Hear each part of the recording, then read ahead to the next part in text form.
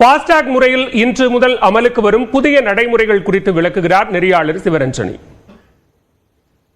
Car உரிமையாளரா நீங்க அப்ப நிச்சயமா நீங்க தான் இந்த விஷயத்தை தெரிஞ்சுக்கணும். ஃபாஸ்டாக் உரிமையாளர்களுக்கு இன்னையில இருந்து புதுசா விதிமுறைகள் அமலாகுது. முக்கியமா சொல்லணும்னா டோல் கட்டணங்கள்ல நடைபெறும் முறைகேடுகளை தடுக்கதா இந்த புதிய விதிமுறைகள் அமலாகுது.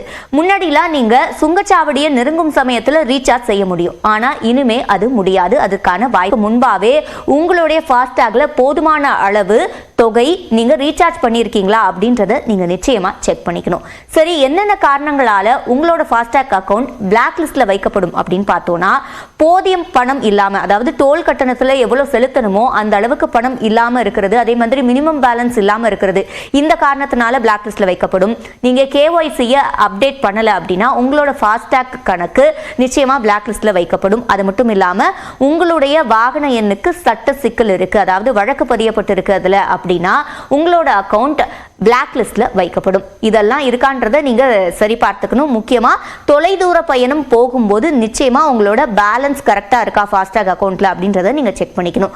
இதை நீங்க ஃபாஸ்டாகோட வாடிக்கையாளர் போர்ட்டலை பயன்படுத்தி செக் பண்ணிக்கலாம். முக்கியமா சொல்லணும்னா நோட்டிபிகேஷன்ல உங்களோட அக்கௌண்ட் பிளாக் லிஸ்ட்ல வைக்கப்பட்டுச்சுன்னா அதுல காமிக்கும். குறைந்தபட்ச வைப்பு தொகை இருக்கா, KYC அப்டேட்டடா இருக்கா, 3 ஆண்டுகளுக்கு ஒரு முறை அதை அப்டேட் பண்ணணும், இதெல்லாம் அப்டேட்டா இருக்கா அப்படின்றத இனிமே நீங்க சரியா செக் பண்ணணும். ஒருவேளை நீங்க பண்ணல அப்படின்னா உங்களோட டிரான்சாக்ஷன் நிராகரிக்கப்பட்டுடுச்சு அப்படின்னா ரெட்டிப்பு தொகையா அது உங்ககிட்ட இருந்து வசூலிக்கப்படும்.